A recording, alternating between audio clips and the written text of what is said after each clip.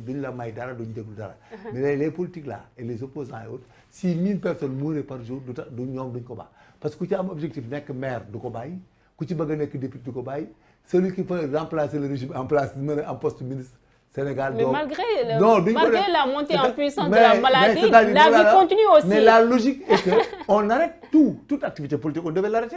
Nous devons nous concentrer. Mais on a vu le président de la République faire en pleine pandémie. li nga xam ne mooy Covid bi. non bi Macky dem pandémie ñu bari dañ ci juum. gars yi sax ne leen moo yokk moo indi troisième vague bi major.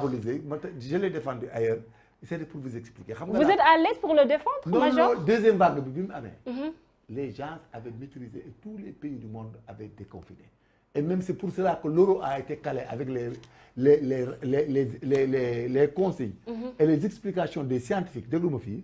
Ils avaient dit que le pic était atteint et que le virus qui était existant, qui constituait deuxième vague, ce virus n'était plus virulent et ne pouvait rien faire. Et que même les gens pouvaient circuler et tout, et que ça, le fait de circuler et autres avait réglé le problème. Malheureusement, mu am troisième vague après la sortie de Macky xam nga tout le monde en a profité tout le monde en a profité pour l'accuser pour accuser mais gis nga tey bi ñu ko arrêté ñi demutoon ca affaire ba ñi demutoon ca meeting ba dëkk yi nga xam ne ba tey déggatoo fi Fouta région nord muy Saint-Louis déggoo fa kenn ku ne am na Covid dama lay expliquer rek gis nga ñi am Covid bi actuellement ils disent que c'est Touba kenn jógewu fa dem ci meeting bi dama lay expliquer Dakar gi ñuy wax nii. Covid bi ñëw tey ça n'a aucune relation en matière de maladie épidémique. parce que si on fait comme ça rek on force la lutte. xam nga la lutte c'est quoi mooy li ngay wax ne léegi. c'est d'arrêter les activités politiques c'est normal si la Covid bi bu dee bon fin d'année la ñuy def vote la ñuy def élection municipale yi on peut attendre jusqu'à la date X mais il y a un enjeu économique l'argent qu'on met ñoom ils sont citoyens ils sont d'accord l'argent qu'on doit mettre sur les élections à venir.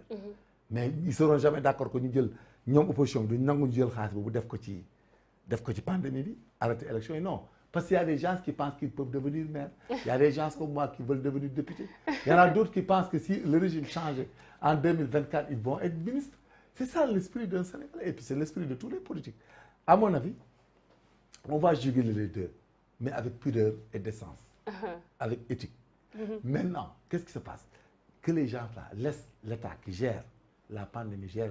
L'État n'est pas bête. L'État a à sa disposition des scientifiques et des médecins. Il ne faut pas qu'il utilise des notions scientifiques et les circonstances difficiles qui émanent du Covid-19 pour en faire une arme politique. nañ bàyyi affaire bi ak ñi nga xam ne ñooy lii là c'est la responsabilité d'un État, pas la responsabilité d'un parti politique. Il faut qu'il arrête de mettre en amalgame cela pour que l'État puisse se concentrer et que nous on évalue. L'État puisse se concentrer dans la lutte, puisse faire la lutte normalement sur le plan pathologique, sur le plan stratégique, sur le plan tactique et tout.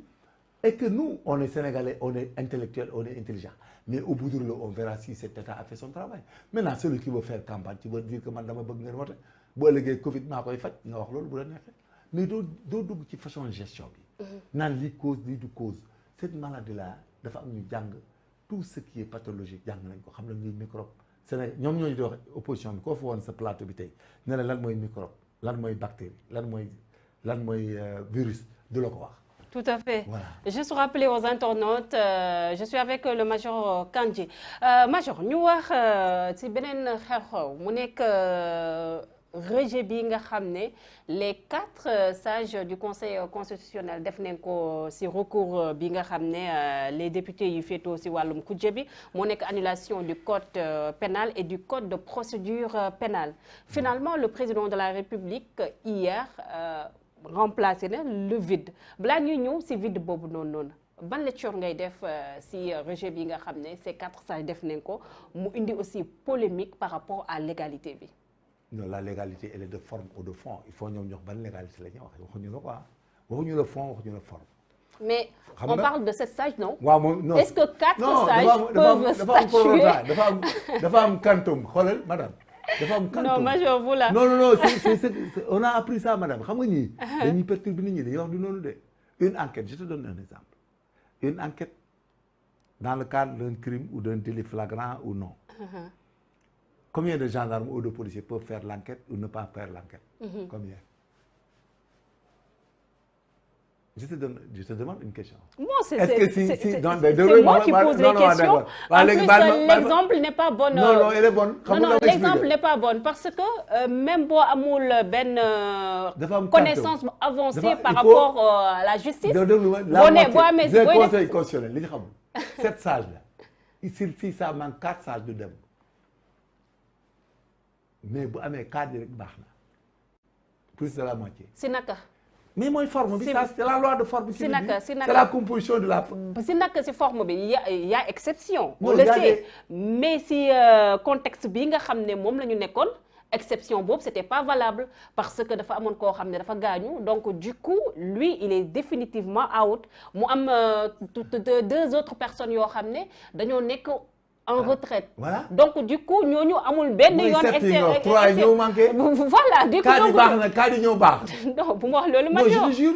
non Major bu wax loolu. Le conseil constitutionnel mënul statuer sans ces 7 sages. donc bu ñu génnee donc c'est dans les cas de président de la République mais quand on étudie les dossiers qui sont saisis quand elle est saisie une reine pour des faits patents comme ça c'est pas la même chose que le conseil constitutionnel qui statue sur les affaires de président de la République les changements d'institutionnels ça c'est le code pénal. mais l'article 23 donc le Major foo koy ranger ensuite. mais ñoom ñu ngi koy ranger dans les problèmes purement institutionnels nga xam ne constitution bi la concerné mais lii c'est un problème de code pénal et code de procédure pénale xam nga ñoom rep lañ def ils ont fait un recours en excès de pouvoir. donc da nga bëgg wax ne ku mel ni. bu dee rep yi da nga moo bëgg wax ne ku mel ni le professeur Ngouda Mboup dafa war a dem jàngiwaat. ma ne Ngouda nag xoolaat li muy wax Ngouda day wax a wax ba mujj dugg ci kàmb gi. mais vous n'êtes pas constitutionnaliste. non pas du tout mais li ma la wax mooy logique bi mais li ma la wax nii mooy logique bi dof ñu gisal Sénégal dama def benn affaire pour nga am ci njàng tey gis nga au Sénégal dama lay jàngal benn affaire bu la kenn buure ah gis nga madame la journaliste là bul nangooti kenn di la buure.